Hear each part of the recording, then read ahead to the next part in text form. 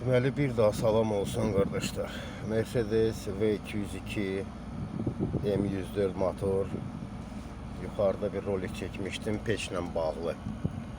Deməli məndə sol tərəf isti vururdu, sağ tərəf soyuq. Orada gördüyünüz o videoda, keçmiş videoda klapını açdım, təmizlədim. İndi maşallah olsun. Heç belə deyil, hələ hardasa istiliyin vaxt dərəcəsi 40 ilə 80-in arasındadır, ortasında daha doğrusu. Maşallah olsun, isti vurur. Hər iki tərəf isti vurur. Yəni çalışın, özünüz açın, təmizləyin, çətin bir şey yoxdur. Boş-boşuna pul xərcləməyə, ustaları gəzməyə dəyməz. O klapın hər an dəyişilmir.